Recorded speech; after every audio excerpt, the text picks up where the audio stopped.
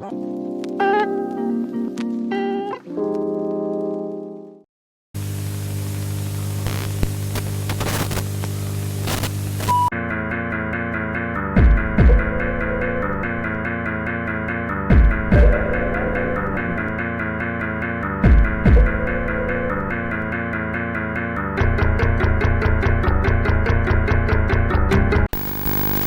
hear me now? Yeah. Can you hear me? I was hearing you, but I wasn't seeing me. But yeah, I hear you now. You hear me now? I don't understand what the fuck is going on, dude. Like, I'm not touching anything. My mic is plugged in. Here's Chris. Oh, shit.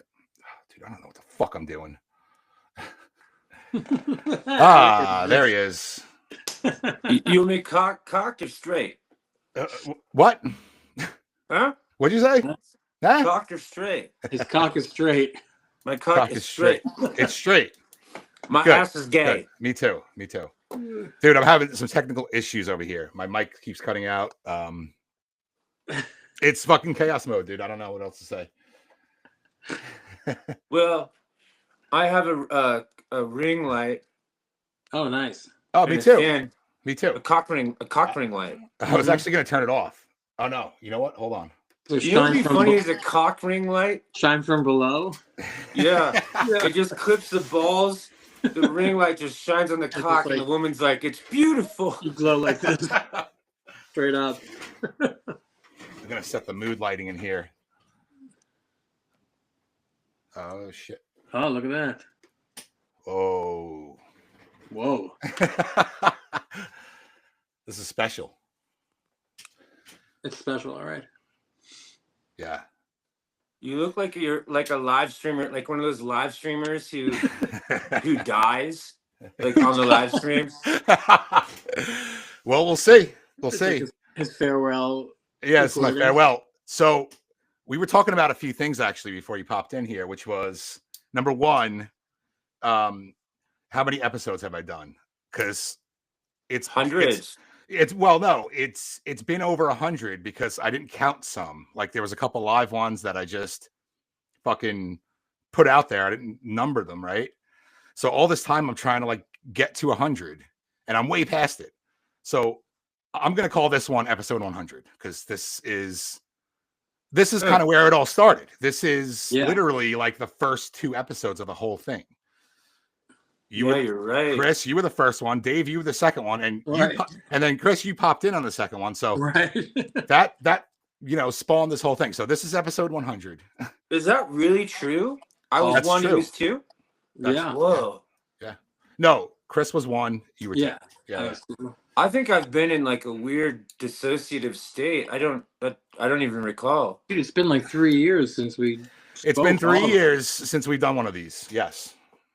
What the hell? And like chatted briefly, like here and there, text messages and stuff. Yes. But Chris, you lost the phone for like a while. You just had you were just using off Wi-Fi. Yeah, I was using that, and I think if you heard kind of a weird, angry pigeon outside of your window, I was trying to get you. You're trying. I mean, I hear like a. Yeah, just like that was me, dude. Morse code, dude. I was looking for like a little scroll in his talons. He probably ate it, dude, or smoked it. So, Mike's full-time barbershop. Yeah. Podcast moved to the back. Yep. Podcast. No more garage. No more garage. Yeah. Sometimes I do it in the garage. I do the podcast in there, but last time I had some issues. Yeah. It was actually Chris and one of his friends there. And my mic wasn't working. I had to unplug it, and now the audio is all fucked on it. So, I don't know what I'm doing, dude, with the technological shit. And Chris, your baby is now what? 1.5, 2? Well, she's doing some time in San Quentin. She's 36. She has 2 kids. Your actual baby. Yeah, Delirium and Tremens. They're a handful. Right? I have them. I got food stamps, but the food stamps only buy cigarettes. Yeah. But things are going good. Yeah. Yeah. Sounds good. Yeah, no, she's like, I mean, 2.2. Yeah. So I was thinking that's the last time I talked to her. She was born. She was being born. Yeah. That's fucking crazy. Did I talk to you during the birth? That would have been fucked up. Like right before. I'm like, it's coming. Right before, and then when she was born, then it was just like you were posted and stuff. And I just like let you have daddy time. Yeah. You know, you need that. Well, you were the doctor, right? You delivered her, no? Yeah. After that, you split. Yeah. My memory is poor. I charge your insurance a lot. Yeah. I mean, and you actually own her. That's how I make money. You're like, you can't pay for the baby. You sign her over to me. And they're not cheap. No. Dude, I don't know the last time I've been to a doctor. Like I just don't go anymore. I probably should. They're fun. It's like 40s colonoscopy time, buddies. Yeah, no, I'm just gonna like fucking wing it, dude. I've never been to a doctor. I'm just gonna let it rip. Yeah. Yeah, I mean, you kind of got to go, I think, if you want to. I know, but like at the same time, you know what I feel like? You know what I feel like really happens? I feel like people go to the doctor and they become sick. Right. Like there's definitely that. They're walking around having a fucking regular life. They go to the doctor and like, yeah, you have like 4 months to live, dude. Right. You're stage 4 cancer. You're done. But I don't even think you need to know that. I really don't think you need to know. Like, just let it be. Yeah. I mean, I agree with you. I think there was one time I was standing in my shower. I was showering and I just vomited like blood, like deep red blood. Yeah, right. That's and I was like, Maxine, come in here. And then she's like, lay down, I'll get you some apple juice. Yeah. And then I laid down, I drank the apple juice, and then I didn't puke blood again. So who's to say? I would definitely go to a doctor after that. Yeah, there you go, man. Huh? I would definitely go to a doctor after that one. Yeah, but that was like 4 years ago. Look at me now. I'm like, blood all over. See, that's me too. It needs to be like a fucking arm, you know, is falling off. Vomiting blood like, can't be good. Some blood. I'd probably go for. I'd probably, you know, do the same thing. Yeah. Skip out. Fuck. It's scary. You don't want to know, you know, almost. Yeah. That's what it is. It's like I think I went like 5 years ago. I got a checkup or whatever, and surprisingly, everything was pretty good. I was like, all right, that's good enough. Sure. That'll last the rest of my life. That's cool. That's good enough. They're like, you have AIDS, cancer, and like the black lung, and you're like, that'll do. Yeah. Thanks, doc. And there's something probably pretty great about just dying one day. And not like worrying That's about what I mean. it. Like I'd rather not. Yeah, who wants to know? Like, you got fucking a week. I don't want to know. You know, I can live that week normal. You just drop. What happens. Or drink some apple juice maybe every day. That's the thing, dude. I think that there is. It's something about apple juice. I remember like in my early days of real severe alcohol abuse. Like I called my manager because I was having withdrawals, but really shaking and kind of hallucinating, like really. Yeah. I'm like, I need to go to the hospital, and she said, you need to drink some beet juice. And I'm like, okay. And I looked in the cupboard, and I didn't have beet juice, but I had canned beets. So I just drank the juice, and then I called her back, and I'm like, I still need to go to the hospital. Yeah, of course. Are you sober now? Yeah, always. How long? Like probably 10 years. Oh, 10 years. There we go. Yeah. I'm sorry, I missed that last part because my thing was going a little fucking crazy. Can you hear me? Yeah, I've been like 6 months. Uh-oh. It's weird. No, Can you hear me? I always tell people I'm either sober or I'm not, you know? Right. But it's weird being sober. Am I fucking frozen? No, I see you. Yeah. Can you guys hear me? I see and hear you all. You hear me? See and hear both of you. Okay. Good. We're good. All right. This is well. Why is nobody responding though? Hi. Can Chris hear? Oh, there he goes. He's back in. Back in. He's gone. This is definitely chaos mode right here. It is. This is what it's all. This is what it's all about. Hit the button. Hold on. Maybe I think I have to let him back in. Okay. He's back. Oh, He's back. He's back. Yep. All right. You good? That's what you get for asking questions you're not ready for the answers for. No, I ain't drinking. I did a long line of mushrooms. Now I've been smoking marijuana at night. Mm-hmm. But it's weird because I've been watching like The Conjuring, The Exorcist, The Shining, alone on my phone under the blankets. And I smoke more weed than I should, like to scare myself, and I just watch that. Yeah. And then I eat so many Cheez-Its that my mouth gets dry.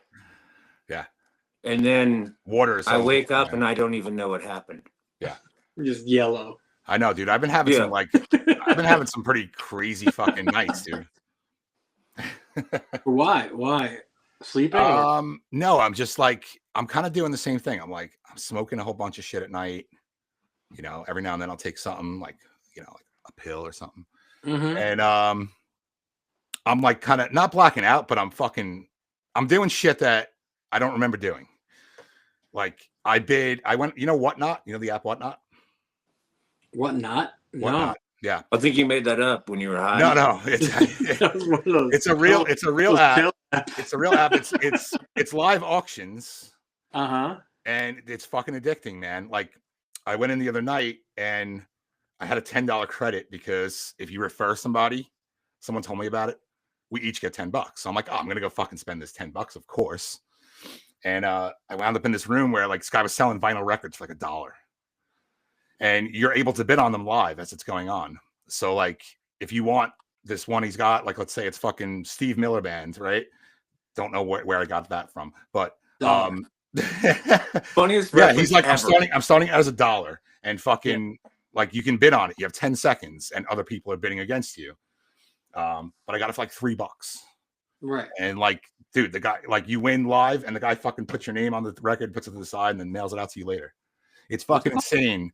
And I was doing it for like fucking hours, dude. And I literally only spent like the $10. Yeah. But like, yeah.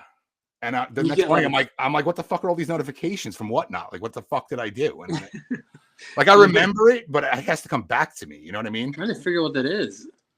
It's pretty fucking cool, dude. Check it out. As a matter of fact, what is on Mr. Christopher's face? Oh, dude, isn't this so funny? What is that? Oh shit! It looks like an Xbox controller with a feather. Oh no, it's a skull. Yeah. I thought it was it's the female anatomy, dude. Oh. I thought it was like children's glasses. Was it like it's a fallopian. Wow. Of what? Female anatomy of what animal? I think it's a buffalo sternum, aka female vagina. Right. Loosely translated. Dude. Yeah, depending on where you're from. Christopher, this is fucking insane. You remember I texted.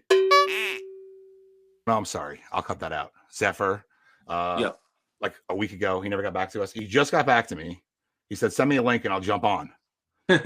This is like the meaning of this fucking chaos, dude. Was that the guy that jumped on the other one? What do you mean?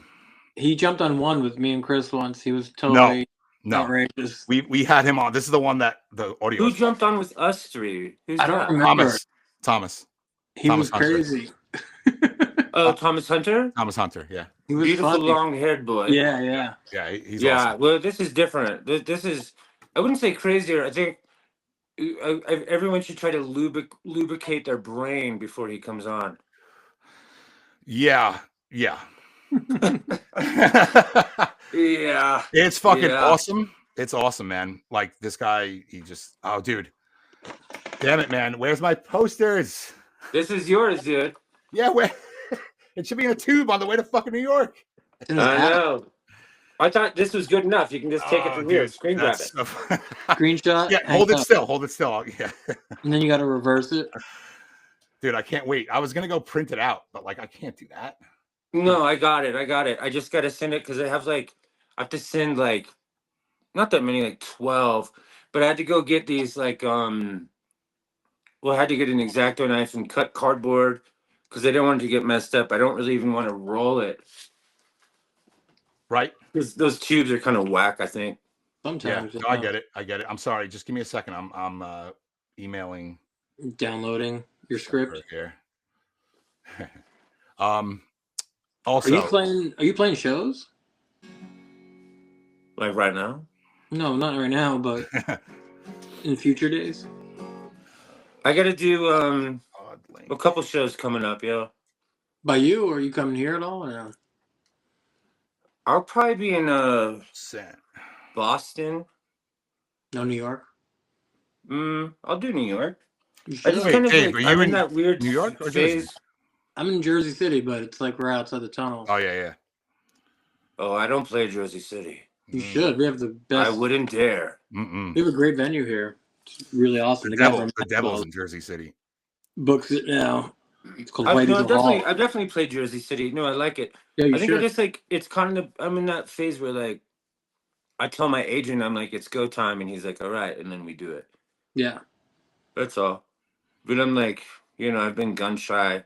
I'm realizing I get more, because I know it's almost like, let's say you're an author and you write a book and you go on a book tour. When you're on the book tour, you're thinking about your next book the whole time. So sometimes I get that way. Like, I feel like months and months on the road promoting a thing, I'm already the next thing.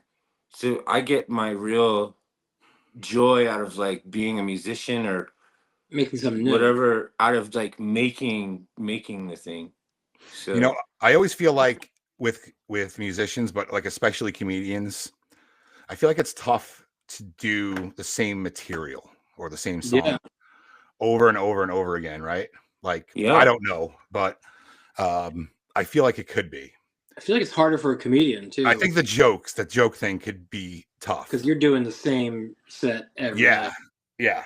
The band, there's, you're playing with people or you're playing alone, but right. Also you got to make them laugh too. Right. And I feel like there's a way they say certain things, right, that it makes it funny. You say it in a certain way, right? Yeah, they're probably on autopilot. Yeah. Like 30. I think you can do like weird shit though. Like I remember I was on tour with fucking who was it? Might have been Andrew McMahon. He's a great guy, really great guy. But we really played. I think he was in like, was it Jack's Mannequin? Some kind of like sadder, emotional kind of thing. I don't say that condescendingly. Very well done. But we were doing offensive set, but we were doing basically 10 songs, Lesser Oceans, and then their tour manager was like, you guys need to extend your set. Mm-hmm.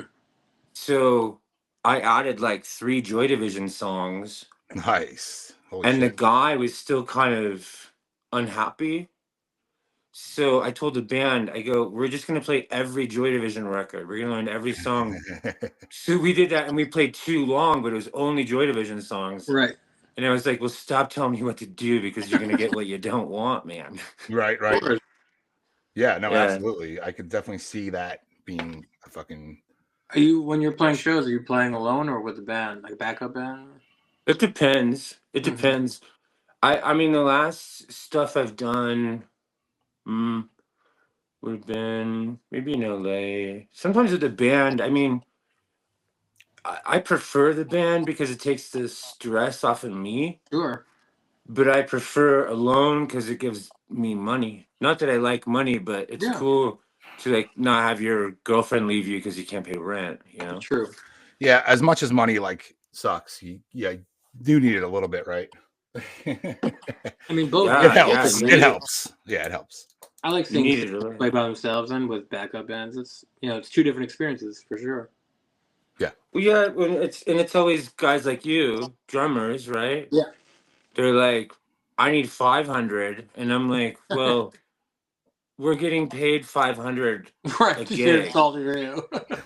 You want it all? Just you? We just want. I'm like, what about the gas? What about the hotel? Like, do you want? Yeah. No offense, but I mean, I'm truly not joking. I think because y'all are a more rare instrumentalist. Yeah. Yeah. Everyone Yeah. gets Sure. Singers should get more. I mean, if they're just your band, they definitely should get less. Well, they would always make the argument. They go, "Well, you get all the royalties," and I'm like, What royalties? You know, like I was nowadays gonna it's all say, about the shows. I was like, okay, from like my 100 monthly listeners on Spotify, I get paid as much as like a war veteran on the side of the freeway with a can. I Yeah. mean, think about So it. If 5,000 cars pass you, that guy's making at least $200 a day. more than me, dude. I'm gonna start doing that. I'm gonna stand on the side of the road with a can and my Spotify information, Monthly followers. monthly followers. Or like your royalty check from them, which is like 0.77 cents. And Yeah. I'll just say shit about you guys. I'll be like, my friend Dave has leg cancer. He might. When's the last time you went to the doctor, Dave? I mean, I go all the time. I try to. So that's fucked. I'll go to you, Mike, because you don't go to the doctor. Yeah. Mike has tennis elbow, severe tennis elbow. I do. I'm just ignoring it, you know? Yeah. Just letting it ride. I mean, dude, I'm starting to do it with like shit in the house. Like we had black smoke coming out of our chimney. And You're starting to shit in your own house? What do you say? I'm starting to do this kind of stuff in my own house. Like we had fucking black smoke coming out of the chimney. I was like, whatever, fuck it, whatever. What's that from? Oh, I don't know, dude. It's like probably probably a bird in there or some shit that's burning, you know? Like it might be Santa Claus in there from fucking 2018. It might be. The pre-COVID fan? Yeah, that's right. That's right. Well, one time, Dave, you sent me a photo of a person that set themselves on fire just on the side of the road. Oh yeah, it was crazy. Was that in New York or is that in LA? It was in New York, and I think about it every night. Thank you. No worries. I remember that. That was fucking bizarre. Yeah, me too. What are we looking at now? We got someone else. Yeah, we have ZEPHYR is joining us. Someone in like can you Greece or Rome or something. Yeah. Hello? Hello? There's some architecture going on. Is this thing working? Yeah. Can you hear? Yes. What's up, man? Hey. Dude, this is awesome, man. I was not expecting this. I don't think any of us were. This is great. Yeah, just welcome. Miller. Thank you. Welcome. So Dave, meet ZEPHYR. Nice to meet you, ZEPHYR. Chris. I've heard good things. Oh, cool. Chris is here. Yeah, we thanks for joining, man. The last one we did together, my audio was kind of fucked up, so I have not put it out, but I want to get you on here. So here you are. Perfect. Totally. No, it's all good. It all works. You had such great stuff. I might cut some of that stuff up or something. Yeah. Great shit. So what yeah, do I walk in on here? We're just bullshitting, man. This is actually one of the first episodes I've ever done of this show was with these two guys. Oh. So it's kind of like a long lost reunion. It was 3 years since we've done one of these, and we always like to throw a wild card in there, and I couldn't think of a better one. So yeah. I'm honored. Yeah, absolutely, man. Yeah. This is episode 100, even though it's not. But it 100. is. I've been trying my hardest to get to episode 100, and this is it. I've passed it. I have episodes I just never counted. No, this is it now. But so yeah, I'm just calling this 100. So well, we cut some of them because I think Dave got on and started talking about 9/11, Columbine. There was definitely can't say. There was a few. Yeah, we had to just completely fucking delete. Yeah, but I still have them. Yeah. I went Kanye before Kanye, I think. Oh, there was some Kanye stuff. There was some gender stuff. And I don't even want because we'll cut this. No, but I'm not saying anything. But I'm saying, I think we were always accidentally hitting at the right hot button of the era. Because I think we were nervously trying to avoid it, but the more avoidance, the more it became sexy. So we're like, don't say anything about boom, and then we start saying it, and I would text you after. I'd be like, dude, you can't air that. Yeah. So you've actually had probably 345 shows. Right. There's literally, there's probably about 15 of them or so 245 on the ground. that I just didn't put out or deleted. But Dude. fuck, I was gonna say something. Yeah, doing your best to not collapse the social quantum field. Yeah. Oh, that's what I was gonna say. I was gonna say every time we did an episode, there was some major fucking world event that just happened, and it was like impossible to avoid. It was like a major school shooting or like just something insane, and you're gonna get into it because it's like it's in the air. You know what I mean? And listen, I don't care. Like I want to I'll put out whatever. I'll say anything, but I don't want to endanger anybody's career or their spot in, you know. I'm the baby. You know, I'm the I totally baby. get it. Like, you know, no. It's so easy now to just get, you know, blacklisted. And well, I mean, I don't want to be part moniker. I use the moniker ZEPHYR because it is it like represents. It's indicative of air, of like a light breeze. Yes, the breeze. Because so it's like, you know, it's an ode to feeling the zeitgeist slowly all around, you know. Yes. Yeah, so you can actually say whatever you want. No one would ever know. Is that why you're not on screen right now? I mean, it's also like we're at a certain point with this social internet experiment where, like, if we're gonna talk, if I'm gonna really just talk, then it's best to like have a buffer, a barrier. So it doesn't muddy any purpose or any reason for doing anything, you know? Like, my face or who I am and who I could be, you know, a year, 5 years from now should have nothing to do with talking for real or like coming on somewhere and absolutely. Opening up. Yeah. Slow applause. Yeah, no, it's true, man. It's true. Yeah, like, so a lot of these, you know, celebrities you see, they get in trouble for something they said fucking 15 years ago, you know. Yeah, they lose themselves essentially, one way or another. It's a losing of self, and I mean, the worst case scenario in my view is, you know, on the attached with success is then losing yourself to an entity you've just created, which is yourself as a success, you know, and it's like becomes a whole other entity in many cases for the ultra successful, as you could say. So might as well just go ahead and have complete creative control and create a separate, not necessarily a separate entity, but at least a moniker, a stage name for whatever public engagements. Yeah, no, absolutely, man. You know what's interesting about that, dude, is when you talk about losing yourself to the self that you created. Once you do lose yourself to that and you feel sort of beholden to that or imprisoned by that, then you begin to resent the child who even dreamed who dreamt the dream.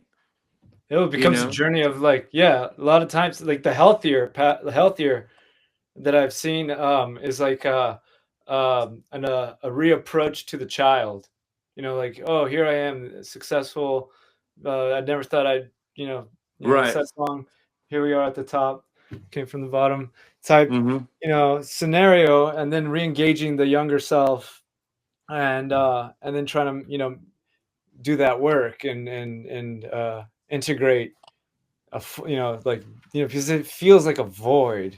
It's almost like that part of yourself doesn't really always travel over. That's why you also, I mean, I've like, not to get too dark, but like I have, you know, rubbed elbows with enough people to know that it was an affluent thing coming out of the 60s and probably way before, with certain musicians seeking their childhood in a very creepy way by like pursuing underage people, you Mhm. know, and I always kind of was becoming more and more aware of it while living in LA. The last time I lived out there, yeah, that like the one that really hit me really hard in like 2017 was learning about West Coast experimental pop band, and the lead singer being like straight up like they don't like his old bandmates. These are all old dudes from like the 60s. They don't even want to talk about him. Like it's that bad. Like there's like a name that will not be named, and like what a bane. But then when I had like listened to their music, and it was like some of the most beautiful, pop, like psychedelic pop that I could have ever heard coming out of the 60s. But then learning this news, I would go back and paid attention, and all of a sudden I realized like, well, it's sweet and beautiful, but if you really listen to it with a little bit of knowledge, you start realizing this is some creepy music. Yeah. Like it's really like it changes it. It does. It ruins it. That happens. That happens with movies too. Like, are you saying creepy in like lyrical content? Yeah, like the lyrical content in a lot of the West Coast experimental pop band is you start realizing he's singing kind of like siren songs to underage girls, right? Like to children, like I Won't Hurt You is like one of the most beautiful. It was considered like in the 60s, like, oh, like this is one of the love songs of the era. Was he It also is. I won't admit that on camera, but he's right. It is beautiful, but I won't admit it. Yeah. Not on camera. Was acting on it too, or just singing about it? No, apparently, yeah, he had acted on it. He was living it. He was in a bad place and ended it in a bad place. Well, I think because there is like a line, like I've often thought, like when I look at myself with the facial tattoos and the music career and things like that, and I realized that I had to kill the young me, the sad, scared, insecure me. He had to die for this to happen. So I've noticed sometimes if I see like a kid and he's like, I want to play music, I almost want to be like, don't do it. Like, so there is like a communication between the dead youth and the thing that has become. You want to almost be a cautionary tale, and that's totally acceptable. But then I think what you're saying is some guys take it to this weird, like almost like, I want to go back. I don't know, Greek, like hedonistic. Yeah. Some say that's what Syd Barrett did. When he lost it, like he was eating lollipops, wearing overalls, and crying for mommy and stuff like that. So this one's all getting deleted too, right, Mike? I'm just kidding. No, I honestly, I feel like the whole the ending of Syd Barrett, the last chapter of Syd Barrett holds a lot to learn from for artists who perhaps were a little we're quick to accept success while negating the possibility of finding a way to be able to in a healthy way bring in their child self into the experience as well, without abandoning their child self. Yeah, because I think what happens is I think that you hear a lot of stuff about like Palahniuk, like Fight Club, like every man needs a secondary father figure, sensei, drill sergeant. You fall out of the nest, you die, you're reborn, and you replace your family. So then when you replace a duality of just mother and father with the entire fucking planet, i.e. fame, there's no way that's going to work out very well. So you're going to be like, these people don't know me, and you're going to try to go back and do something redefine. Yeah. See, did you not want tattoos when you were a kid, Chris? No. I started to get them when I was in Boston, And I But was like you hanging weren't around. like you weren't like one of those little kids like, yeah, tattoos, or like drawing on your arms and nothing like that. No, no, I was like a jazz kid. I was like a dork. And then I got to Boston, did Berkeley, and I started to see all those like hardcore kids and like biker Yeah. dudes, and they all had tattoos. And I How old were you? realized, probably 17. Okay, yeah. And then I started to see these guys get respect, like get women, get stuff. And I was like, I and want my that. father had them, and I was like, well, I guess this is, I thought it was what you needed to do. I mean, basically, to me, getting tattoos was like growing pubic hair.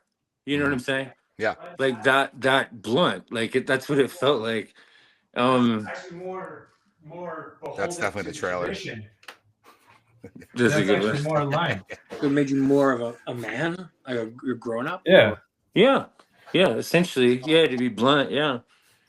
That's what And it tattoos were originally for. worked. It worked because it's like, because people, you know, and it especially worked within my career with like even in the early Tegan and Sarah shit when they found me, they were constantly harping on the sort of paradox of like sweet music versus harsh face, harsh body, and that became like an entire thing. And then I sort of not only ran with it, but I realized like, well, I would imagine that the man who thinks he must mask himself would have the sweetest song.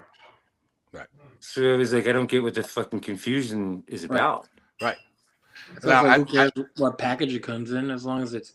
And at that time too, Yeah. it wasn't as common as it is now, right? Like No, almost no. everybody. I think Post Malone was probably like face 8 tattoos. years old, to be honest. Yeah.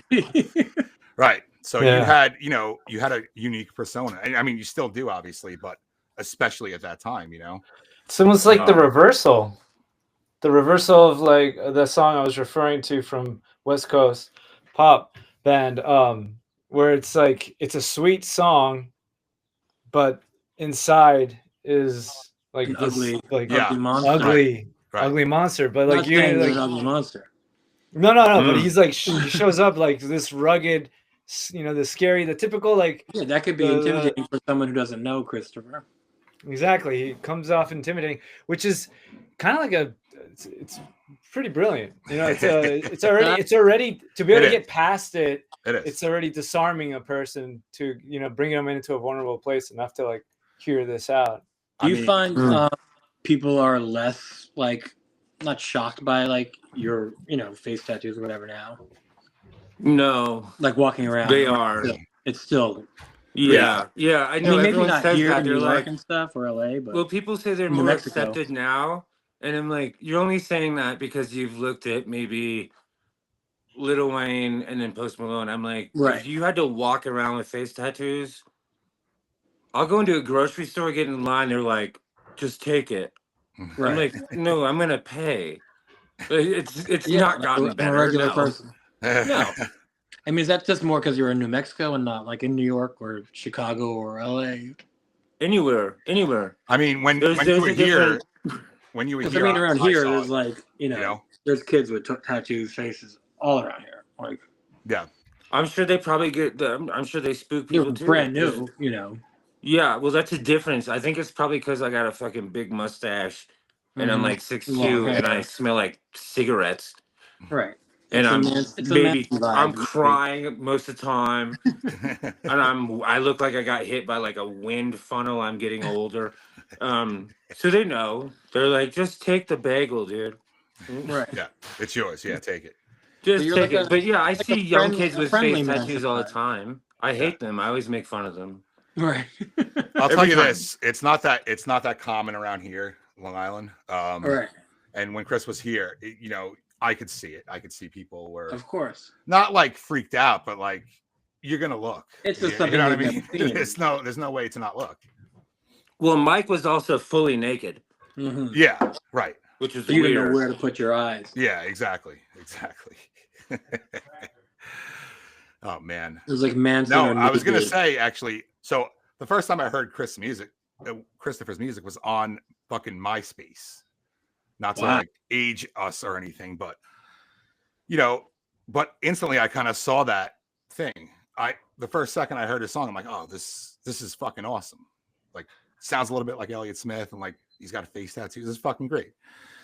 And you know, I've been a fan ever since, obviously. But that image instantly connected to me. You know what I mean? Like the persona. When Well, I think images it's like- still I lasted. Mhm. Yes. Hmm. Absolutely. When's it over? Let me out. Go to the doctor. It'll be over soon. Oh no. Oh, right. I know. Yeah, ZEPHYR. We were talking about how you go to the doctor and you come out much worse. You know what I mean? Like you go in with something and they give you a whole bunch of fucking medicine to make you better, and then before you know it, you have stage 4 fucking cancer. Yeah. I mean, like there was a point when it was like still an awe-striking thing to be able to like have diagnoses, you know, because the vast majority of people would just live without knowing exactly, or just, you know, superstitiously going off of stuff like that, or holistics, you know, older medicines. But yeah, like to actually like have an institutionalized thing, you know. I always said I've always tried to explain, I have a little bit of history with bioethics and ethics studies, and that you know, just about everything that man touches is how I like to say it. It is a way to say like everything that man creates, essentially. I don't really believe in pure creation. I almost feel like everything's just like a recreation, whether we realize it or not. But you know, artificial creation. But art, so everything that man creates is you know, usually, and this is what we can see, observe, is that it gets promoted and it gets brought about on a large scale, usually this way, by purely putting focus on the positives, on the pros. That's why, you know, like one of the best metaphors to what I'm trying to describe is like the pharmaceutical commercials.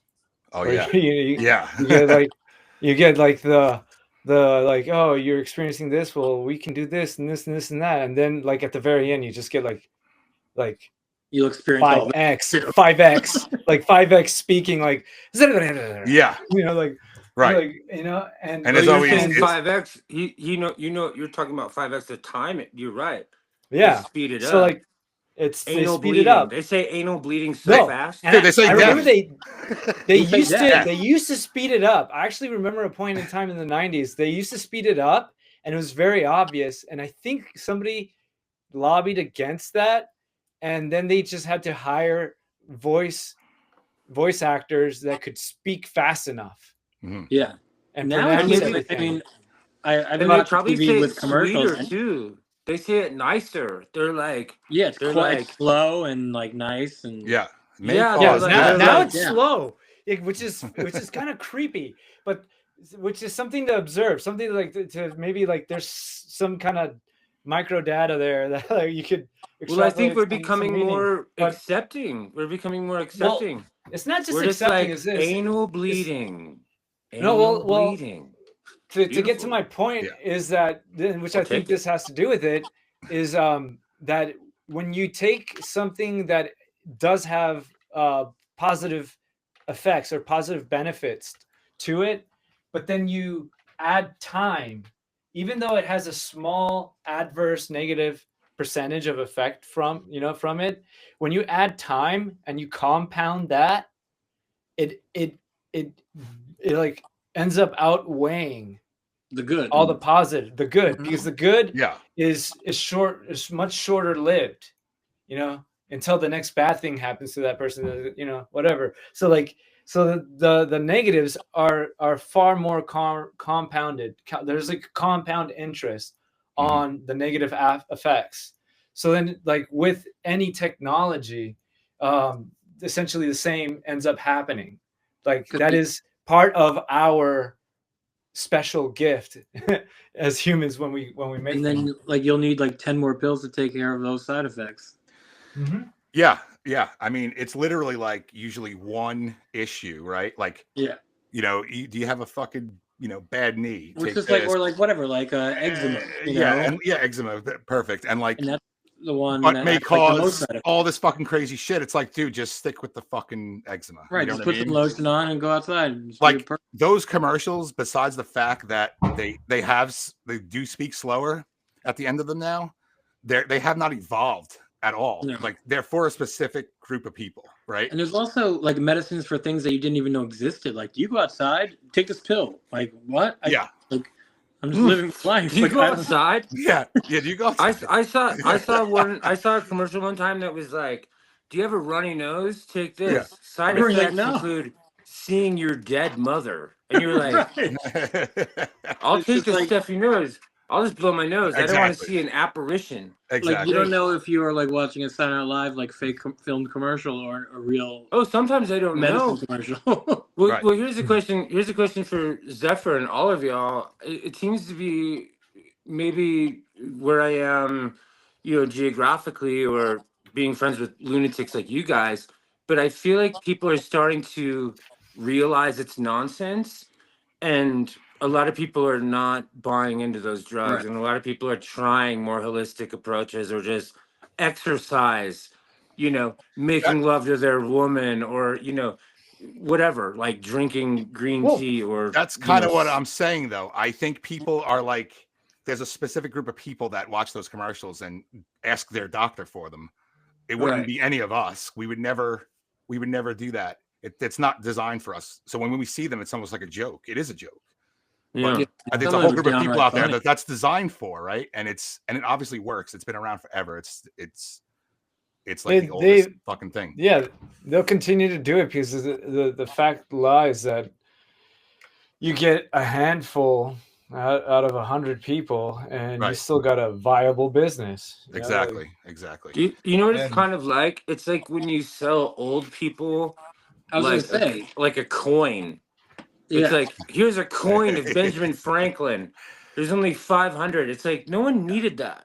Right, but but they jump on that motherfucker. They need that coin so bad. Yeah, my grandparents were the QVC like addicted. You know, like the coin sets and the fucking, you know. Yeah. You're like, it's why do you need that? Level, it's not worth anything now, and it's not worth anything 40 years from now. You know what I kind of miss though a little bit? Those like fucking 20-minute commercials of like a CD set. You know, of like, you know, rocking to the 60s. You know. Yeah, but I'd buy those motherfuckers. I bought like in the 90s. I got the grunge ones. Yeah. Probably so did you, Dave, and that's why my band even exists. That's what you call grunge. I bought that. I bought the one for chlamydia, and now I'm blind. Right. And then I bought a commemorative coin of Abraham Lincoln. So I get it, dude. Abraham Lincoln and Leonard Cohen on the other side. Leonard Cohen. Yeah. I'd buy a Leonard Cohen coin. I would. I know ZEPHYR. I would absolutely do that. Yeah.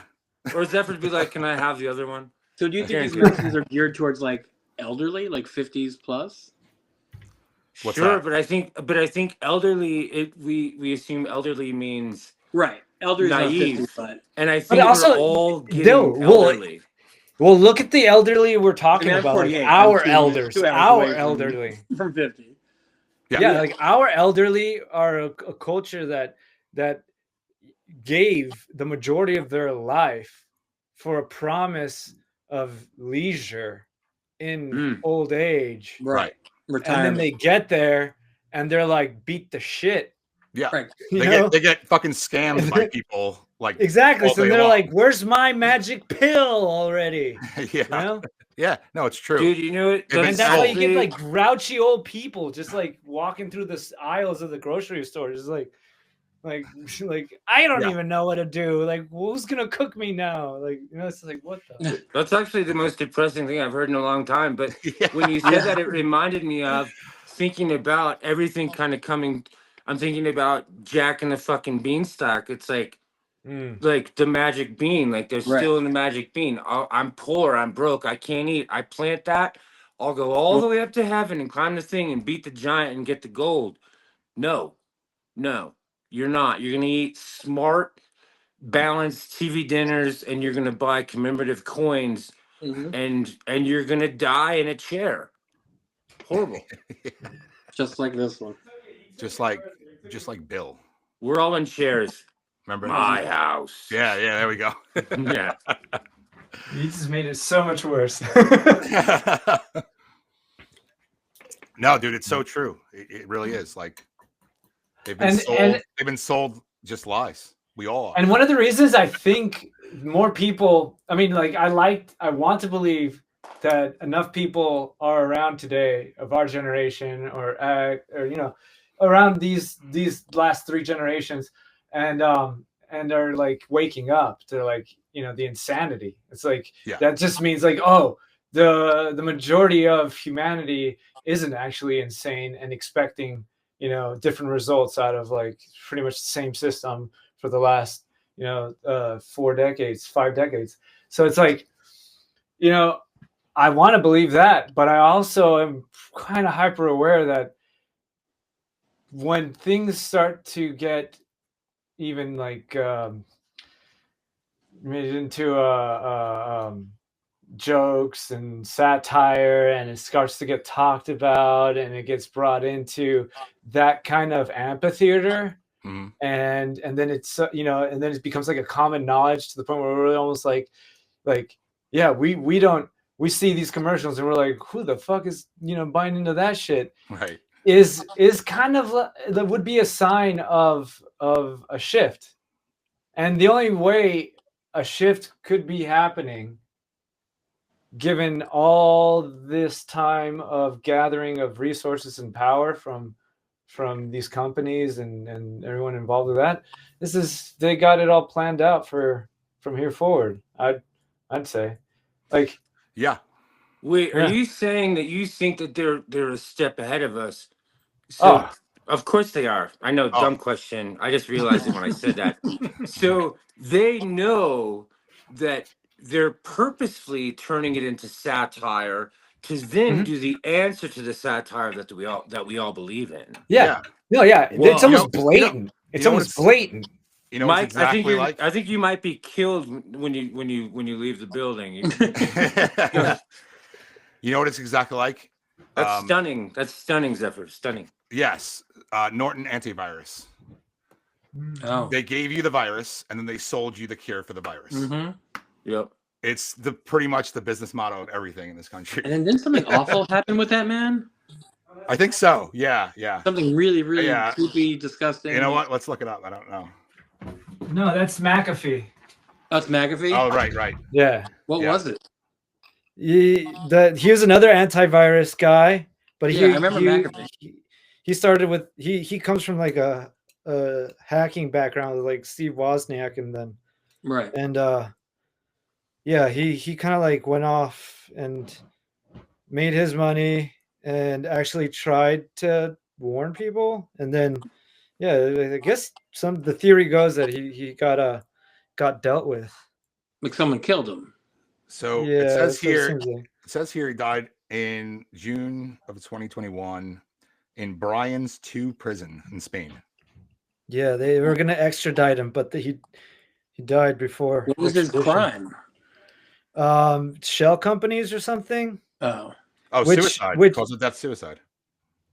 But like I forget where I saw it, but they were even questioning the charges that were being held on him. Like they were not extradition worthy, is what they were saying. Like people get accused for this, stuff like that and worse, and all the time. And they get given they're given like the honor system of like, oh, come check. They go to like a federal jail, the nice ones, and it's just like come there's a warrant for your arrest. Show up whenever you can, type people, Shit, man. Yeah, there's actually a documentary about him. Really? Running with the Devil: The Wild World of John McAfee. Wow. It looks like it's on Netflix. Older? Was he an older guy? How old was he? He died at 75 years old. Oh, wow. Yeah.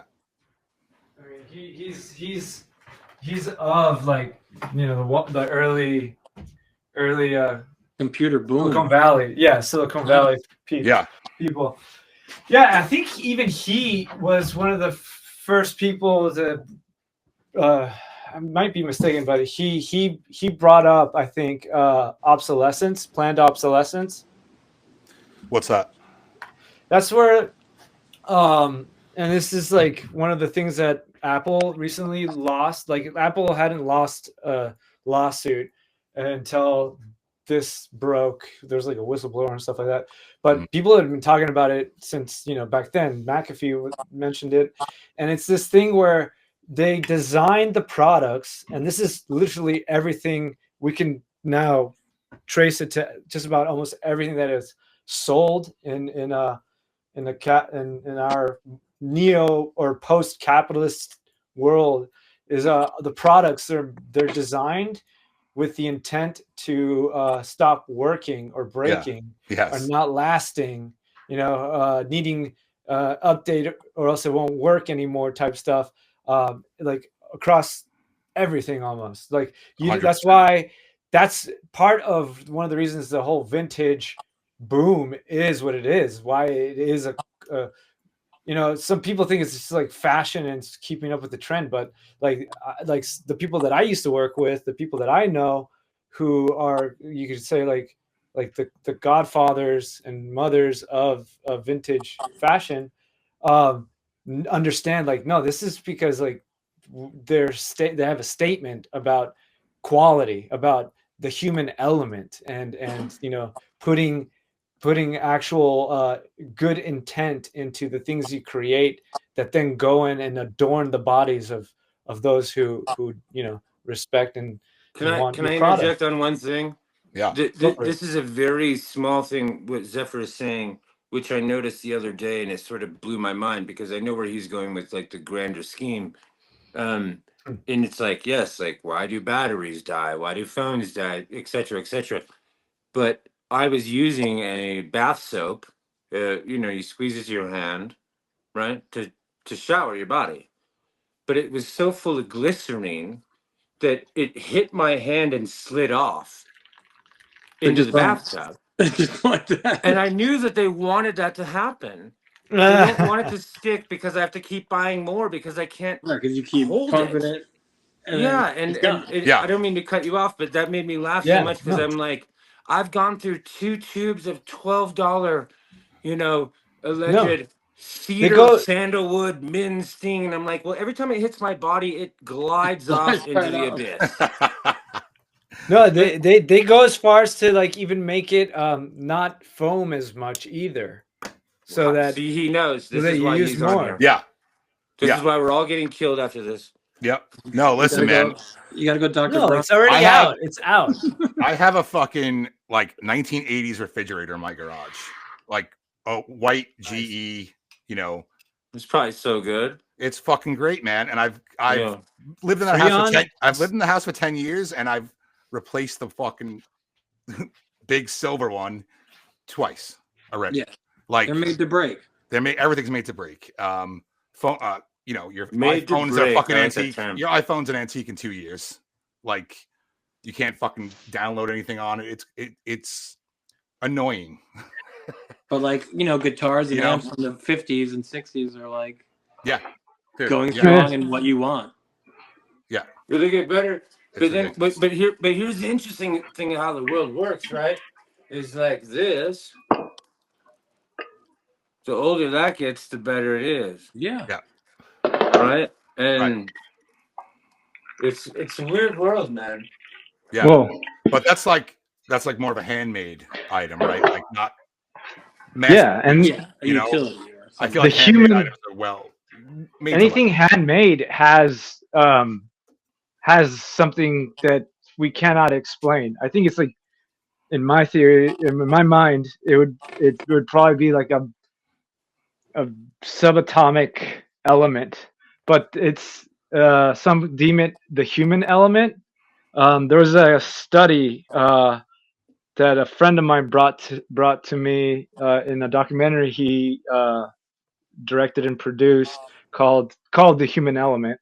It's not easy to find. I think it's on Vimeo, but he mentions a study that had been done where they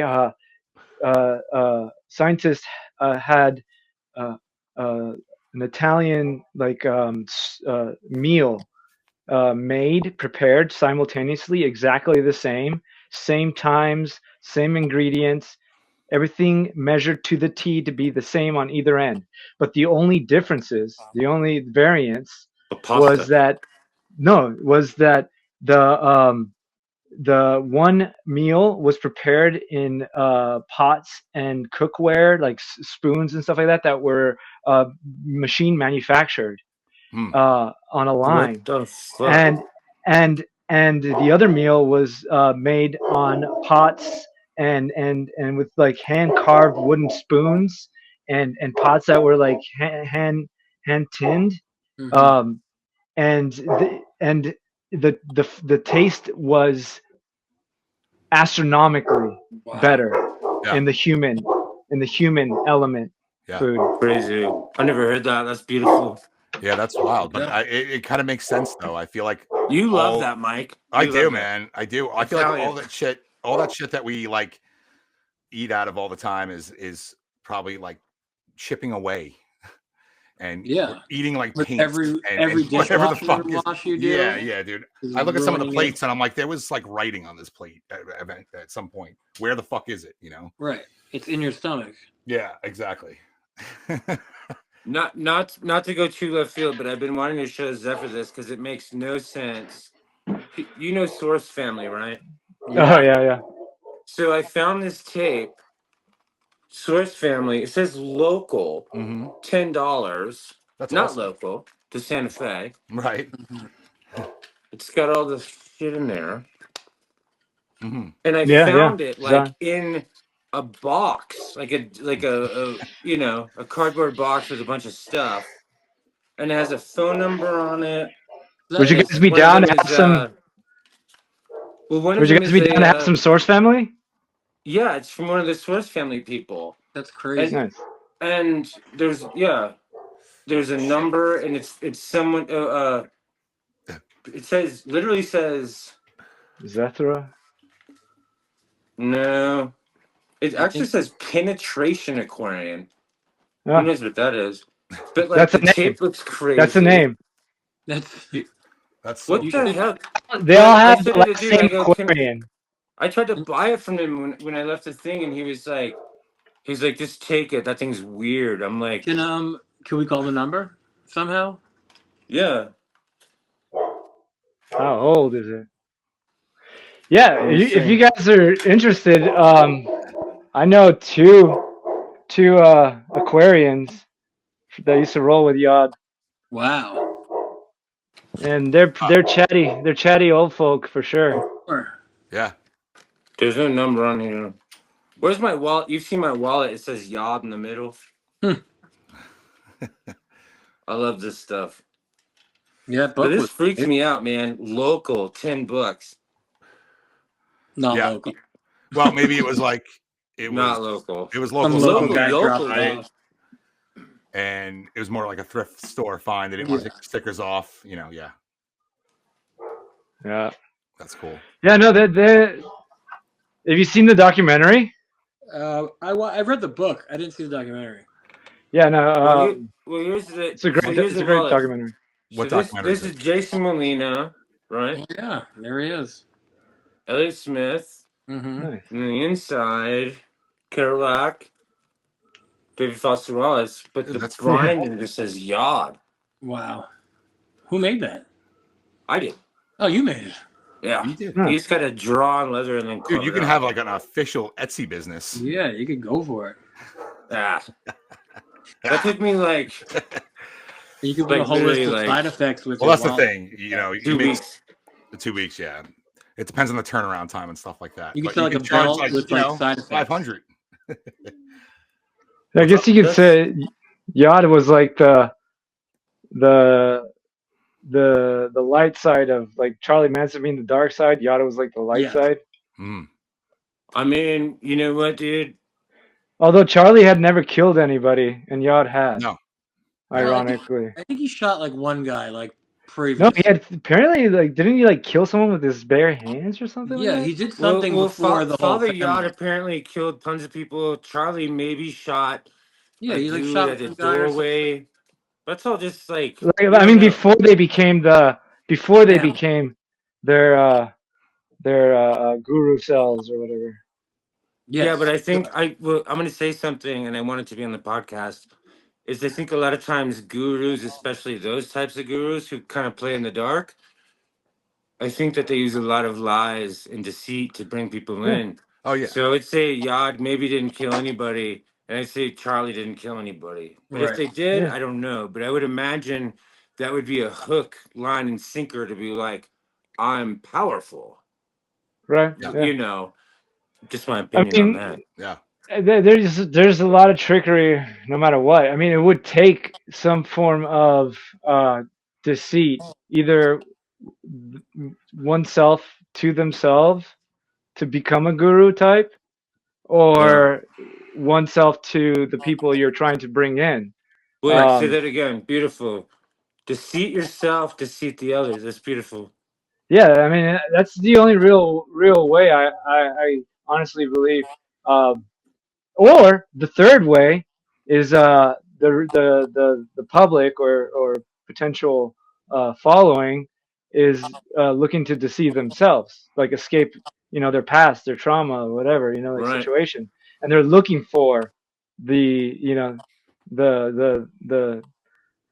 door through the armoire, the Narnia. They're preying on, like they know who they can prey on, who are like easily vulnerable, and No, yeah. Oh yeah. But it's also vice versa, like someone who needs who probably they're not as equipped, and the same could also be said by a predator. Sometimes I feel like Charlie wasn't fully aware how good he was at what he was doing at first, and it's this whole like an activation on I want to bring it up again, like on a void that people have, whether caused by whatever it is. As well as his own, because think about it, a musician, they need to be preyed upon. They need love from other more than anybody.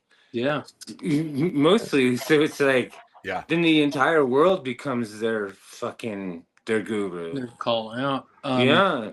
So it's interesting. It is really like a dance. And I think when you get guys like Charlie or Yawa, it's like I think that you have men who have not been able to achieve the love of all, so then they become more stern and albeit maybe bitter and more focused on who they can prey upon, because they don't just get simply the love of like the entire planet, really. Which is it's a powerful thing to start off on, because it is kind of like, a good intention, love, love, trying to like satisfy that which we all deserve, and like and it like what I was talking about earlier is like just about anything we touch, right? Like you start off well, the road to hell is paved in good intentions. So it's like, it's about being self-aware as you walk the yellow brick road, like being. What do you think the road to heaven is paved with? I mean, life. It's we're in it. If anything, I almost feel I look at like Elon right now, and I see him and others like him just like pulling more blatantly mass operations of like what people like Charlie Manson and Father Yod did, of appealing to that the receivers, the people that they know. Do you think it's appealing, or do you think it's appeasing? Probably appealing. It has to be both. It has to be both.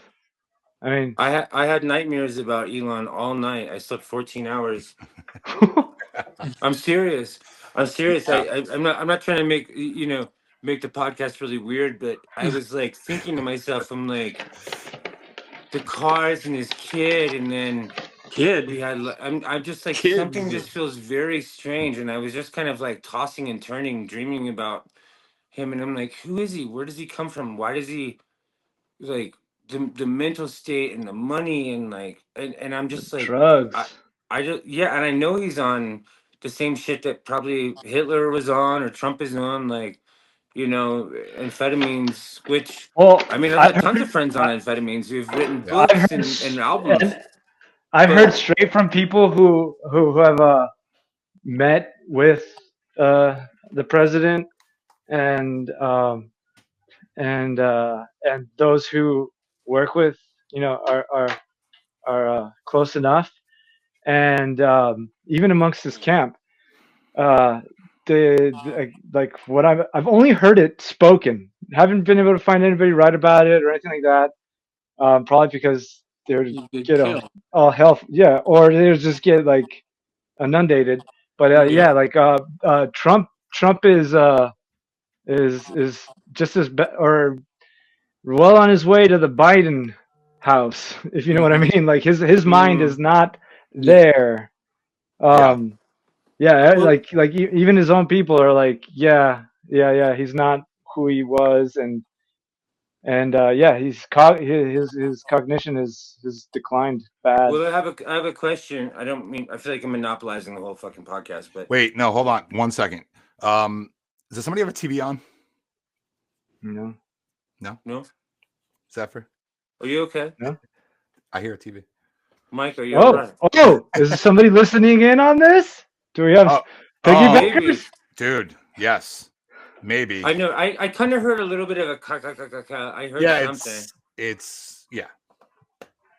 Well, what I'm Something's in the thinking background. about, I'm thinking about like even Stephen King. Like he wrote all his books on coke. He doesn't remember, right? Or Hunter S. Thompson, or musicians. So there's something that isn't to be super shamed about using that drug or any drug for that matter to push a cultural narrative, whether it's for good or bad. So that's why it's always weird for me where I'm like, um, it'd be hard for me to get mad at Elon if he is, let's say he's doing whatever, crystal meth. Who fucking knows? And then I could look and go, oh, one of my favorite songwriters in 1999 was doing the same thing, or a favorite poet, or a book author. So it's kind of weird to dance if, and I think I'm talking to myself, but maybe the intention is what clears the dirty path towards that. Mhm. That I one's for Dave. see. Oh, okay. I'm just kidding. No, he's just staring at me like he's. Oh, I was thinking. I always felt like for like a creative person and in or a productive person that's in a position where they can create or be at least credited to it, like Elon. Um, when they are mixing substances with the process, it's like the typical, oh, it's a handicap, it's a crutch to get past yourself, because there is that like self-resistance in the art, or in the war of art, as they call it, is that one book, the war of art, For the that art of resistance. war, either. Yeah. No, well, but there's an actual No, I book know. from I know like, both. I oh, love okay, them. yeah. And so yeah, resistance. And I always felt like, oh yeah, like that's like a quick, like a fast food style, quick potential short-term solution to that. But Mm. but that can compound and become an issue. But then I also saw it for some. It's almost like a pseudonym, it's a Mm. moniker. It Yeah. is the veil in which they conceal their true self within, Right. and while they are doing what they are out to do on a large scale. Are you Which, talking shit about me right now? no, well, are you CIA? Because I almost feel like a lot of those people that seem to make it very indicative of their creative process, that these substances were kind of like the persona of their creative image, kind of seem to one way or another have kind of either a comfortable relationship or not to get too conspiratorial, but like some like kind of connections to government interests, like that whole lid being blown off of the 60s. I You're feel talking about the Manson CIA shit. all of it, like even like the Mamas and the Papas and the Doors. Like I was like few who would sit for hours, smoke joints with Janis Joplin's ex-lover, best friends with Jerry, and I used to like party with Jimmy, like stuff like that, and they would like unload about like what was real and how the real shines through the cracks, which is like the surface that was paying the bills and making the things move and happen. Like the only reason things got disseminated and spread out as far as they did was because there was interest for it to do so. Because they had no interest. They were disorganized, acid dropping, party, free loving, all that. And so it's like, oh, okay, but for the longest time, and I can say these things now because they have passed away, rest their soul. And more people are talking about it now. I feel like there's a choir tuning up on just like not to degrade or denegate the beautiful, valuable artistic content that was birthed through these conduits, these artists, but to help people engage in a sovereign way with this labyrinth of life and art, so like they can discern like where the beauty really is and where the monster is, holding up a paper mache puppet, Yeah. So I think we that was so beautiful, ZEPHYR. So beautiful. I freeze when you speak. I know, man. It's like take it in. You're such a beautiful speaker. I think you should call this not chaos in the garage, choir in the garage. Ooh. Yeah, no, that's beautiful. Quartet. Choir mode. Quartet. Yeah. There's 4 of us. Yeah. Could we not see you because you do not want to be on film, or is that just a phone thing happening? Yeah, no, I don't.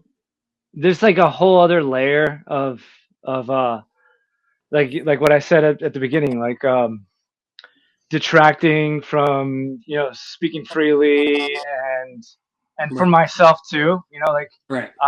I've got my history, and it could be very easy for me to be like, oh, well, this is what I'm doing now, and yeah. I know they know you, and we just met. That's why I was just sorry. This is a Lewis. It's just a photo of a Lewis Sullivan archway relief. He's an architect out of the late 1800s, early 1900s. The Gilded Era, one of the greats of the Gilded Era. And that is where? I think this one is in Chicago. Oh, wow. It's actually in his backyard. He got it from Home Depot. It looks super European, man. It looks super European. Yeah, it's Lewis's Angel. I'll show Dave your photo. It's fine. No, it's fine. Yeah. Excuse me, but I last time I was on here, I used I didn't have anything prepared. I was trying to figure out how to be on here without using a photo. It was like a stage, right? Yeah, it was a stage. Little spoil, or what is it? A spoiler or a little hint. Like if people do come and watch this and are like, who the fuck is this ZEPHYR? They could kind of like start to deduce. Yeah, sure. With these photos. Mm-hmm. Right. So yeah. Yes. I So you're already leaving told like you little breadcrumbs. it's already futile though, but you know that. That's a It's photo you futile. took. That's It is, and I accept that as well. You know, like Because what as am I? you know, Imagine I post this, right? You think sure. anybody? You think we don't? Do you think no one's gonna know who it is talking? Think of it. No, yeah. Like I like the mean, majority I of the respect people it. we. I like it, but it's like I said, it's futile. It's It's too bad. respectable, but futile. It's too bad that there's no like separate audio tracks for each one of us, or there may be. I don't think so though. Oh, you would want to alter my voice? Yeah, you know, either super deep or whatever. Yeah. You look. The last time I saw Donna was by the creek. I could do the MJ voice. There you go. Yeah. So, Is that a photo But I you think- took? Like you're a photographer, or I without divulging too much, I Yeah. do love photography. I do love photography. But no, this is not one of my photos. This is an old photo from when it was first finished. gotcha. Yeah, these buildings are the geometry. It's a neo. What is it? Art nouveau. Mm-hmm. And yeah, so like the buildings that he did a lot of banks. You know, hint hint, Gilded Era. Right. Gold. Yeah, but at the same time, he was a closeted. Nothing to do with on my end, but he was concealing part of himself. He happened to be uh, a gay man with a lover, and he was he had successfully been able to separate both. Right. You know, work his around life. yeah, exactly. Until it failed. It was inevitable. And it was something But- that he wouldn't have gotten the work if people had found out. Probably not. Although high society, I've read a bit about them. It would seem like those high up enough were already accustomed to Yeah, for sure. some people doing this. So and they just didn't care. So there's that as well. I mean, it's amazing. Yeah, but Yeah, I think it kind of happened in a short, quick way. Not to cut you off, because you should be the one talking. But Dave is ZEPHYR has been someone I've met over the last maybe 1 to 2 years. Right. Who has been more intelligent than anyone that I know. Mm-hmm. And I do all these podcasts and all this stuff, and him and I've had communications in person that have like altered my life, Right. like what I choose to do, how I choose to treat people, and things like that. And I asked him, I'm like, would you ever want to do a fucking podcast? And he's like, yeah, but there's gonna be a photo of a weird building. I'm like, okay, Yeah. I'll take it. And because of those props, it's best put a photo of a building. Yeah. If the reason for me being invited here today and any time in the future is because I have in some way or form, thankfully, been of assistance, been able to serve. Yeah. Then I'm gonna remove the any possibility of my id or anything getting in the way of that, and Well, I mean, if the and then content if your content is there, I mean, who cares if it's your face or a photo, Yeah, I mean, You're- ZEPHYR, can you see the screen? Yeah. Okay, so you can see all of us, and like, I mean, look how beautiful Yeah. it looks. I mean, well, yeah, the microwave in the background. that one is from that building was originally he pitched it and the Angel Facade at the 1893, I think, or 1896 Chicago World's Fair. Wow. Yeah. Which inspired Alice, the Wizard of Oz. It inspired a number of other stories of the same kind of vibe. It's like the Pilgrim's Progress from the 16th century, but instead of a heaven, a metaphysical heaven at the end of the road, it was something more like the world that the World Fair was proposing. What do you think about? Because you're right. Because yes, this is at the end of the road where apparently they think the midget hung himself, but it was a peacock. Right. The Seattle World's Fair. What do you know anything about that? Because it was such a strange, like, sort of like, yeah, it was like an nuclear afterthought. family, like Jetsons, like that shit really got to me. Like it was Buckminster Fuller's time to shine.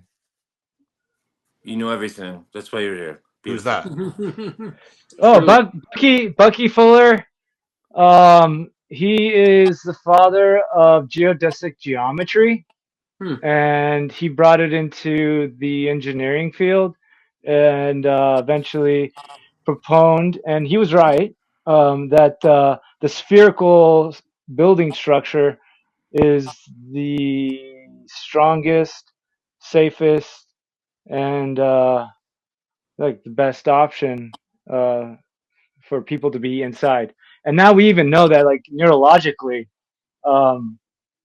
spherical spaces are what we're actually like hardwired for.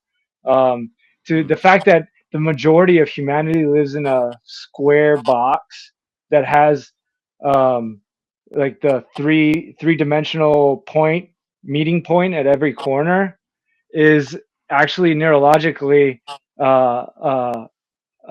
violent. It's like violence to our brain physiology. I feel pretty uncomfortable actually right now. Yeah, it causes anxiety. We're literally all in a square right now. Yeah, we're cornered. Good point. Cornered. If you've ever been around a baby that somehow ends up too close to one of those corners, you'll notice they're like hypnotized. They're like, because they can't actually quantify, they can't perceive.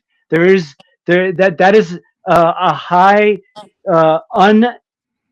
I mean, it's natural because it exists, but it's like it's beyond what we have evolved with. Like, if you think of homes for humanity, by for the majority of humanity's existence, you're going to think of like a hut or some kind of like a teepee, a yurt. Yeah. So those pathways are genetically predisposed to the following generations.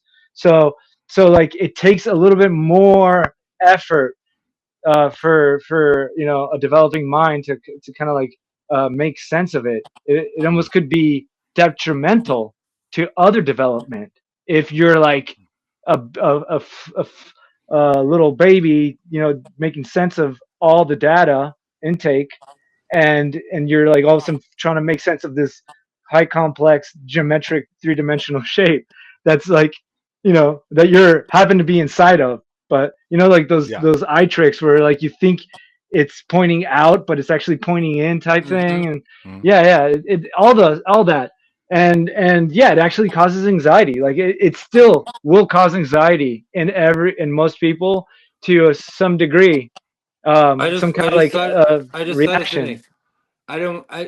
Dude, this is crazy because I'm realizing this is that you're right, because the womb is circular, and then our idealism is like a future that everything is cool. It is rounded, and then I'm realizing, Mike, you will love this.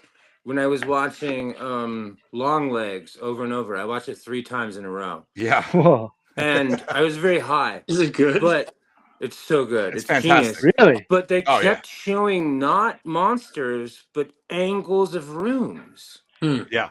And it made me feel fucking uncomfortable. So when you said it, I was like, holy shit, he gets it. Like, they know. The angle gave me anxiety. Not only that, I don't know if any of you have seen Skinamarink. No. I've heard of it. Skinamarink is literally a horror movie about fucking walls. Ugh. Pretty much. Whoa. Yeah. It's like an experimental. That's a metaphor for you. Yeah. I mean, a good majority. It's like one of those movies you either get it or you don't. Is it like Rubber? No, No, it's not. It's not like that's kind of like campy. This is more like serious. This is just straight up like turn the lights off and watch this fucking weird trip of a movie. It's almost like if David Lynch made a straight up horror movie. Oh. And love him. Rip. It's just some people wanted. Literally, it's like almost like a found footage kind of thing. There's just shots of corners of walls for like 5 minutes. Wow. It could have been a great short movie. I don't know if it works as like a full feature, but it would totally trip you out. It's fucking insane. This kid like wakes up in the middle of the night and his parents are gone. There's the walls, the windows and doors are gone in the house. And it just kind of looks like a waking nightmare, the whole thing. Yeah. Gone really, there's really like no plot. sheetrocked over, or gone like they're open, or basically, yeah. Like there's no windows, there's no doors. They're open, right. Oh. But he still can't get out. There's no like plot to the movie, really. It's just a fucking trip. If you ever get to see it, you just remind me of that with the whole thing. I mean, I can watch it. I can watch it tonight by myself, but I don't know if I should. Yeah, dude, I'm telling you, man. You turn the lights out and watch it. It freaks you out. On what drug? I don't think you have to be on anything. Oh, that's even worse. I mean, I wouldn't do anything. You just want to be all cozy up in those veils. Weed might be okay. I wouldn't do like. I don't know if you guys watch Severance or not on Apple. Severance? Yeah. Yes. Oh, I can't wait until tomorrow. So yeah, exactly. Watch what? Well, Friday. But the things, the scenes that make me feel the most anxious are when they're walking down those straight halls and turning left. Really, the hall? Yeah. And they're not even like plot points. They're Dave, actually, walking. You just reminded me of another point. Zephyr, you were saying like, babies in the fucking, what is it called? Crib. It's the same thing for like an adult, right? In like a workplace, office workplace. Like they're in a cube, right? So we just go from like to like it's like to the nth power. And that's almost serves at any level, like even like a new experience that is hard to to comprehend can cause similar effect in an adult. Even you're just like frozen, right? Like thinking, those are the parts that make me like the most on edge, and there's no dialogue. That Severance does that. I agree. That's why I brought that up. Also, have you ever seen? I didn't think of it until you said it. Have you seen I Heart Huckabees? Yes. That old film. The hall running, the running through the halls. I always felt like with Severance, it was like, oh, this is a node to that. But yeah, no, the fire. I don't know where you guys are going to be. The halls are straight up labyrinth. It's full on. It just makes me feel so panicky. It's Well, have you guys seen like the backrooms stuff? Like basically what it is. It's like a what? Like a lore where it's called backrooms. That sounds. Yeah, I know. Where it sounds like what, like pornographic or something. Yeah. Yeah. It's not. No, just like my camera roll. Oh shit. So basically, you're in a grocery store, right? You're in a grocery store and you walk through the back door, like what would be the stock room, and it turns into a completely different world. It changes. And you can never escape. Have you been to Meow Wolf? No, I'm actually going this fall. I'm going to the Vegas one. Oh, nice. The supermarket one, but yeah, that's a back room, right? This is essentially I guess that's kind of what it is, right? But it feels like a Doctor Who thing, or like you enter a room from outside, it looks like it could no way in shape or form contain within it. Yeah. Like the volumes. Yeah. Clown car, like a clown car. Yeah.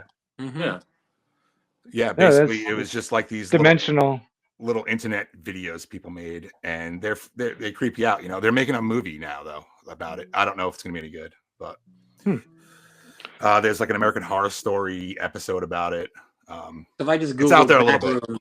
I can Google backroom safely. You can Google backroom safely, yeah, for sure. Yeah, safe search. Yeah.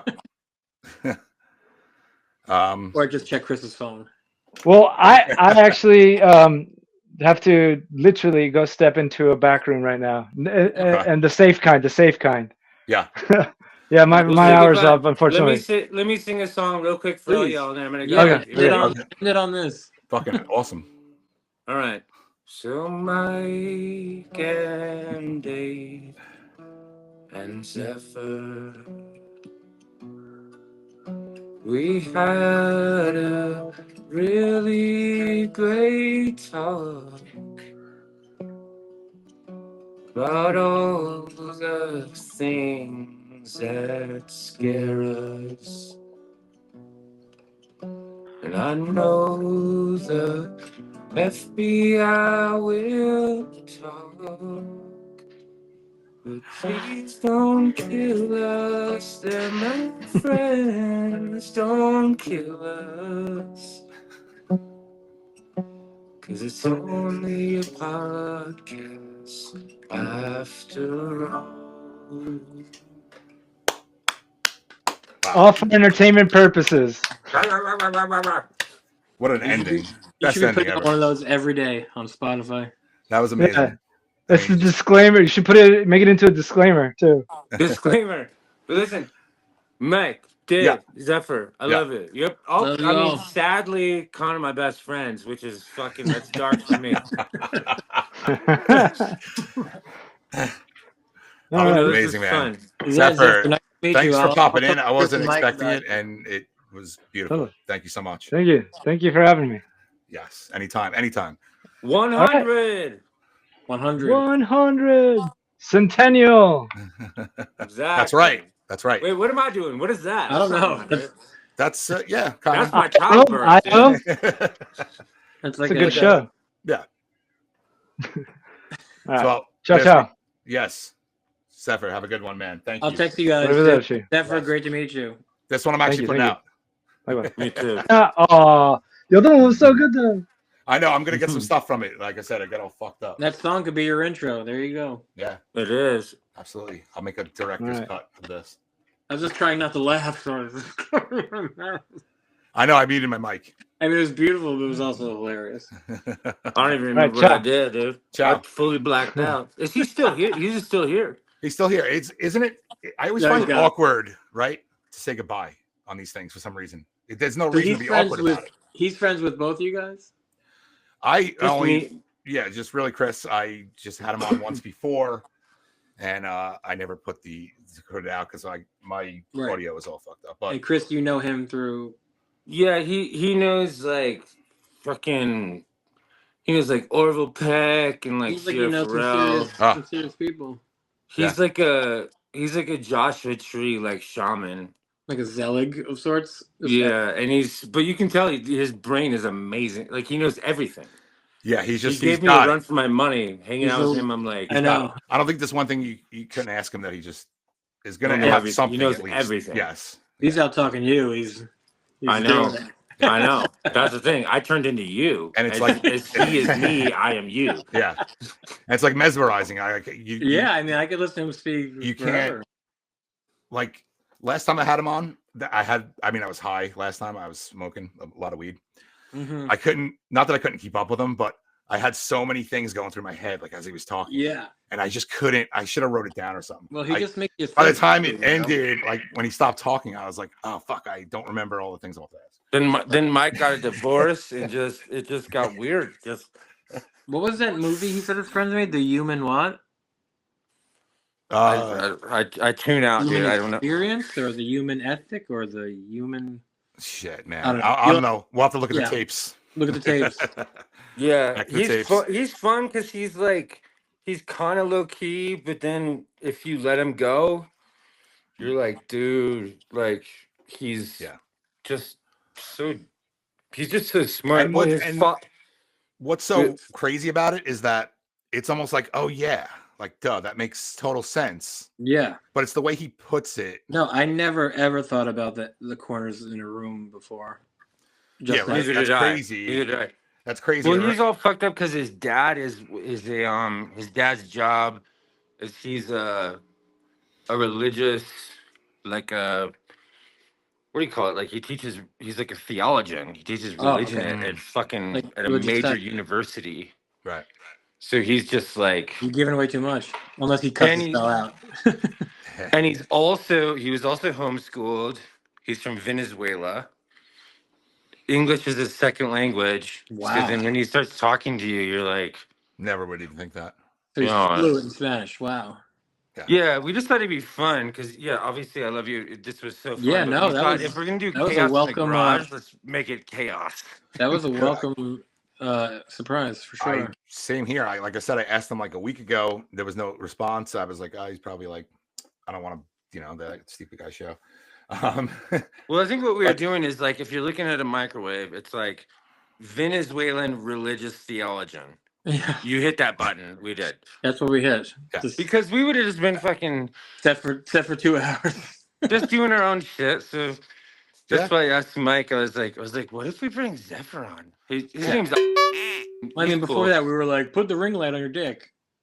Yeah, I know. Yeah, and then he comes in. That's what's so great about this. Comes in and takes us to school. Yeah, that's why this is so much fun. Like, I just like to just fucking hit record and whatever happens. Yeah, I like this one. This one I will post because I think it was. Yeah, great. This was cool. This was tight, man. I don't even really got to do much editing in here. No, you're getting better. I think everyone's getting better. I think we You know what? Actually, there's one thing I almost wanted to tell you a million times is like, in a weird way, what if we ever got really just like, fuck it, we did a weekly podcast where it was just us three or him. Like instead of it's guests, think about it. That's what a podcast is. Something to think about. It works. Yeah, it works. There's a chemistry. It just works. You know what I mean? Right. I don't ever feel like awkward or whatever. We just let it go and it works. Yeah, I'm totally down. Those are harder to do, I think, digitally, like, because I think you want like the dudes at the table with the fucking cool background. Right. Yeah, but I think if the content's there, I don't think any of that shit really matters. I think if the point gets across, and then someone I just was thinking about it because I was like, I'm like talking over you because I can't hear my fucking phone. It also gives you a chance to talk to your friends too. Yeah, like the fuck. What are you talking about? What did you say? It gives you a chance to just talk to your friends. What friends? What friends? You have no friends. Oh, I have no friends.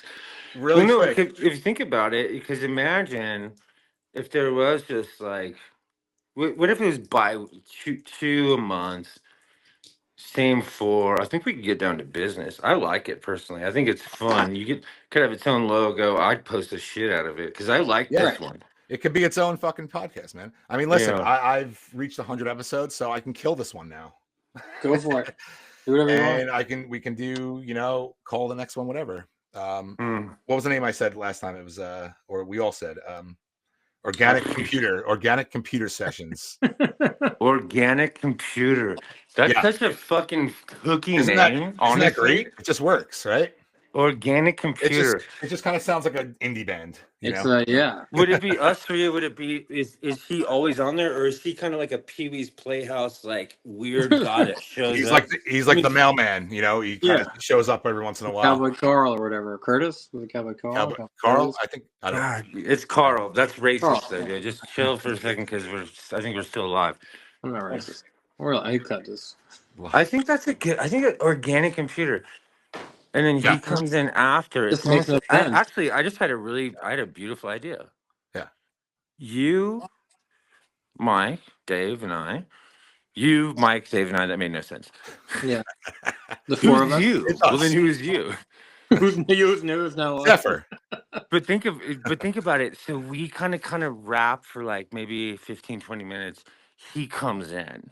Yeah, and then starts and just fucking going. Just cleans. Yeah. We start talking about dick boots and whatever, and then he organic computer. He comes in as like the truth. Yeah. That is the funniest podcast idea of my life. I would fucking listen to that because everyone's gonna be like, "When's ZEPHYR coming in?" Yeah. Exactly. That's a great idea, man. So the three guys will learn something. Yeah. But I kind of didn't want because I don't want to be like I'm dumb though. So. Can I hire a retarded kid from Home Depot to come in for me? Yeah. Face tattoos, everything. Yes, I know. Sometimes I'm like, oh my God, this guy is like knocking my IQ level down hard. Well, no, he's knocking your IQ level up, really. Yeah. Oh yes, well, right. But it's fun to listen to. You should just write a book, Yeah. or He has like 7. oh, really? He's a fucking genius. I hate Under him. his real name. Yeah. Okay. I have 2 of them in my room. Yeah. Yeah. He's just we could find a way to fucking figure that out, because that felt. I think that was. I mean, I really think that was the smoothest podcast we've done. Yeah, I mean, recently for sure. Yeah. Like, Yeah, I don't know. There was a time when I first started doing this, I was kind of like, I didn't know what I was doing, but I was just going with the natural flow of it. And now I'm like so self-aware about all of it. If that makes any sense. It's funny too, because me and Mike are like, we're tired. Let's talk like an hour. I talk all day. It's like 2 hours a day. Yeah, right. No, none of us know what we're doing. That's for sure. Yeah, that's the best part about all of it, right? Yeah, but apparently that little prick thinks he does. He's fired. Mm-hmm. Dave, you're the new fucking ZEPHYR. No. Yeah. I'm not. Yeah. No, that was fun. Yeah, I won't keep y'all, but there's something to consider, truly, because you know that I got ideas. I think man. There's something to consider about whatever just happened. It felt fun. I think people would like it listening. And it was we're just kind of goofy. He comes in all serious, and we got serious. If there's one thing it definitely is, it's unpredictable, Right. I mean, that's kind of what I like about this whole thing, is that I used to come in here with like a book full of notes and like read off of them, and now I don't have shit in front of me, and just I'm not really good at that, but like I like the challenge of it. Got some of your earlier ones. I remember, no offense, but I remember I could see you look down. Oh, dude. At a note. It was and like being nervous. My wife was like, "You got to stop fucking reading on camera." I'm like, I know. See it, dude. You could see it. I didn't. But all I needed, now. Right. All I needed was a little bit of confidence to just be like, you know what? I mean, if I had somebody like fucking, Norman pop in, right? I'd probably have a couple notes. But you guys, my friends, I mean, honestly, people we know, he's the most mellow dude. You'd be fine with him. Yeah, no, it's just I kind of like the free form of it. I think a lot of podcasts kind of have a theme. I don't really care about a theme. I think the theme is life, right? The theme is just talking naturally, right? Yeah, I mean, I'm definitely down to listen and talk with him again. I wonder if we should try. Should we try to set up a weird little thing? Mike, could you maybe name something and he comes in midway? I really believe in this for some reason. I could be insane. What do you mean name something? You're onto something. You think I'm onto something? As long as I have. Okay. Yeah, it starts here, and then you bring him in for the. What was the name we had? Reality Garage, or what was it? No, it was Karate in the Garage, or no, we had a new one. And then it turned into Chaos in the Garage. Right. And then what was the next one? And then we found that microwave. But what was reality in the garage? Or it was like there was something that he brought in that fucking changed the garage. Quantum Garage or something fucking insane. We just had it. We did. The organic computer? Yes. Yeah. Oh shit, dude. Yeah, write that down. Organic computer. I don't know, dude. Yeah, weekly. I'm down weekly. I have an hour a week. Yeah. So does he. We'll find a day we can all do it. That'd be so funny. Weekly might be tough for me, but bi-weekly. Well, once a year at least. Yeah, I mean, I can definitely do it once a month, but maybe twice a month. Just at my funeral, please. I love you. Yeah. For sure. No, for sure. Actually, dude. you know I'm what? totally Not down. That's too. That's intense. Yeah. Let's do. I would even say once a month, really.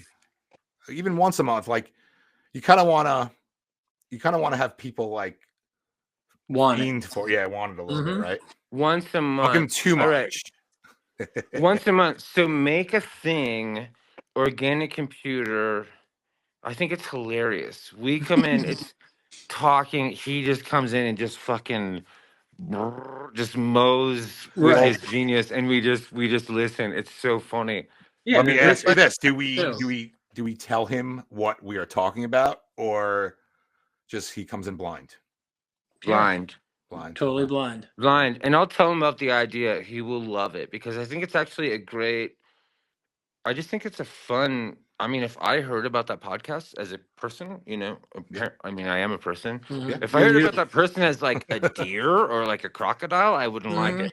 But I would not like it. Yeah. But I think that's cool. Like just like three dudes knowing each other for a while, like musician, podcast host, artist, whatever. What do you even do, Mike? What is it? I just kind of sit here. Oh, no. He's an artist, man. I hit record. Art form. That's it. Your art form is people's heads. I know. In a weird way, he's the most powerful art form of us because You he's can like fuck the someone amp. up, If good. he turns it off, if he just was like "fuck you," he turns the computer off. No one can hear what I said. Yeah. Right. Yeah. No. That's right. This is my. Get some guy the worst haircut. This is my artwork. This is my artwork. It really is. I've always said that. I think we should land on that though. I like this idea of a reoccurring one with ZEPHYR because it's so funny with his different architecture photos and like because I was watching us while we were doing it and I'm like, I would watch this. This is psychotic. I would watch this thing I'm watching that I'm on. Yeah. Yeah. No, totally. Yeah. Yeah, he's definitely he's a wordsmith. No, for sure, man. Chris, really quick. You sent me that link. This is going to be boring for you, Dave, but yeah, you can go if you'd like. You can start masturbating if you need to. It's fine. You sent me that link, and I don't know what I'm doing. Like, is it Texas? I thought it was New Mexico. No, well, there's two. So this is Round Top, Texas. I'm going to send you like a few. You're about to get fucked up because. Did you get my voice message though? I did. But no, you've been sent to a bunch of festivals. I told you. When you play with fire. well, no, I told you when you do a good job. I don't know what it is. Whatever answer. Right.